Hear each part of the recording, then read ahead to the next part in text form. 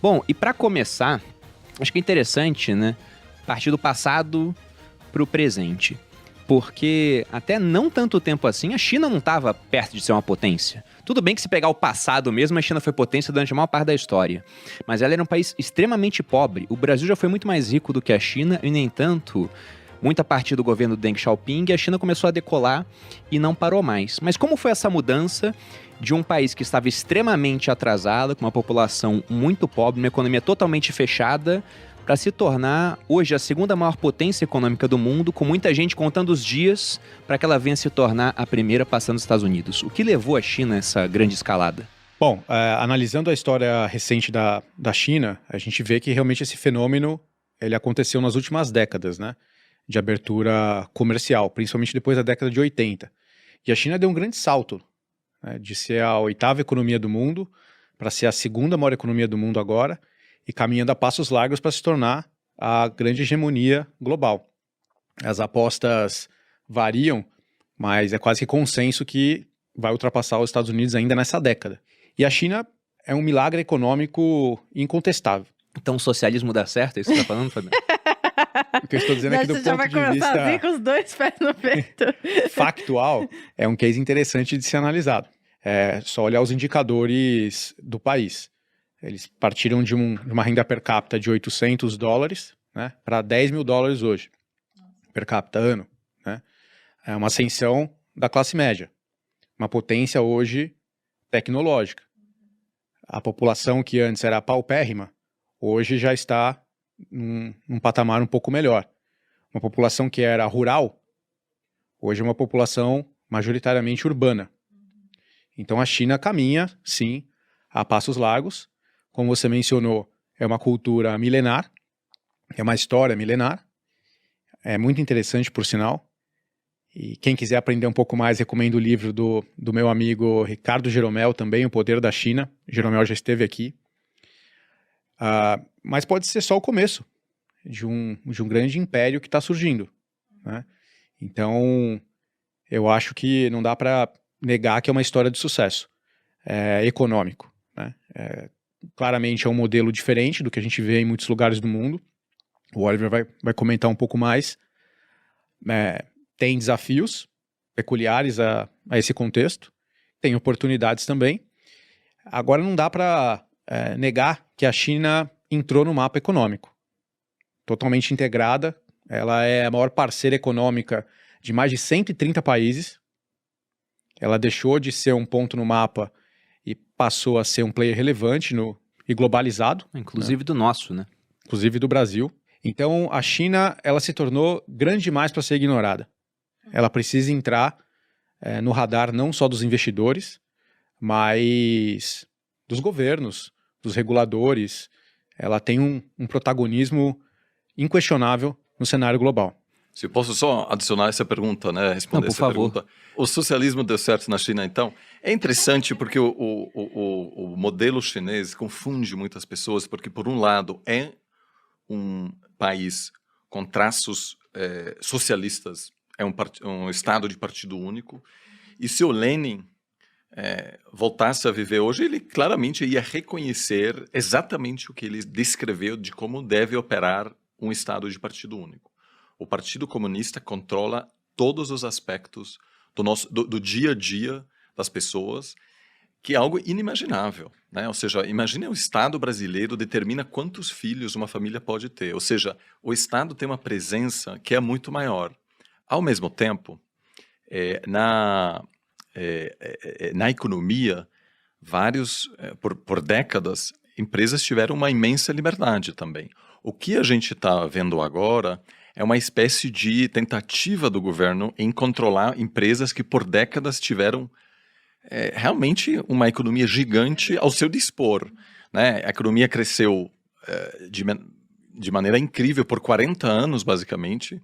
É uma sociedade que se transforma, mas o partido sempre está lá e, quando precisa, intervém de uma forma que a gente não conhece por aqui. Então, eu acho que alguns dirão, é claro, é um sistema socialista, mas, ao mesmo tempo, pode-se argumentar que os elementos que facilitaram a ascensão da China são elementos claramente capitalistas, e a China, apesar do seu sistema socialista, contém traços muito capitalistas, muito individualistas, onde o sucesso econômico é tudo. E às vezes a gente pensa, nossa sociedade é muito materialista. Quando eu falo com amigos chineses, eles dizem que no Tinder chinês, a primeira coisa, inclusive às vezes na foto, aparece o olerite. Né? É Que fundamental. loucura. Tem muito mais Fundamental. homem do que mulher lá no... Exato, por causa da política do filho único. Muitos casais, ao longo das décadas, abortaram quando viram no hospital que iam ter uma menina, então tem um excesso de homens, uma competição enorme.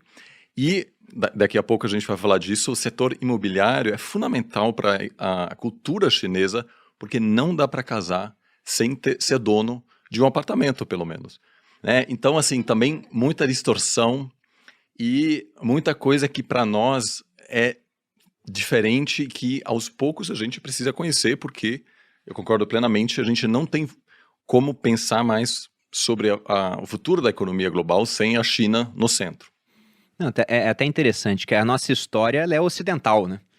Nós temos aqui a herança da cultura grega, da moral judaico-cristã, você pega o direito romano, e eu gosto muito de moedas antigas, eu coleciono lá em casa, né? Tenho denários, tenho áureos do período romano, e eu estava lendo um livro do Friedrich August von Hayek, o economista austríaco, e ele falava que a gente fala muito da história monetária ocidental, mas que o papel moeda foi inventado e proibido na China antes de ser inventado na parte ocidental do mundo, mostrando como eles eram avançados naquela época. E o Partido Comunista fala muito isso lá, né? Que apenas estão voltando a colocar a China no seu devido lugar. E agora eles são um país muito rico, mas eles ficaram muito pobres antes por conta de um modelo político que tornou a economia muito fechada no final das contas.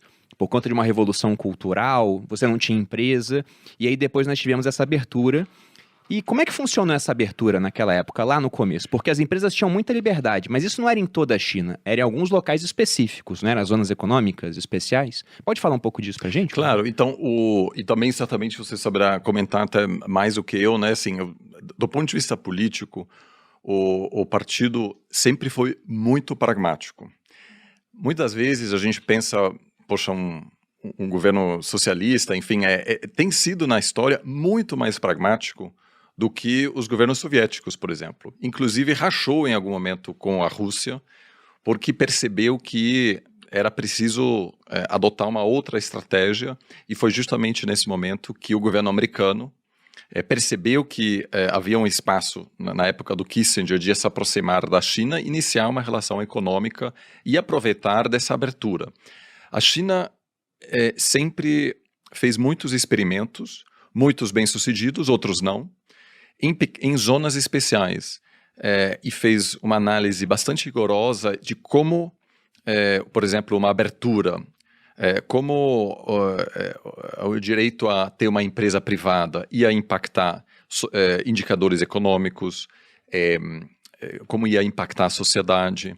Então, a grande maioria das reformas que depois foi implementada nacionalmente foi testada, em alguns casos, por anos, em várias cidades. A cidade de Xangai, por exemplo, Shenzhen, foram regiões onde aquilo foi testado. E, dessa forma, houve um planejamento centralizado que, devido à ausência de eleições, por exemplo, permitiu testar e implementar reformas que, de novo, muitas vezes não foram tão bem sucedidas. A gente também precisa levar em consideração que outros países, como o Vietnã, também tiveram muito sucesso. Não é só a China na Ásia, né? Mas é um planejamento que difere muito de uma política mais curto-prazista que a gente tem aqui, onde eu preciso apresentar como governo resultados até a próxima eleição. Se minhas políticas são ótimas, só que só geram resultados positivos daqui a 10 anos, eu vou perder a eleição. A grande vantagem de ter um partido só, um ganhador só, claro, então não tem como competir o lado com ninguém. positivo é esse, mas o lado negativo é que também não há como corrigir, né? E agora a grande questão será como, se aquela grande aposta de controlar mais o setor privado permite reter esse espírito inovador que marcou a economia chinesa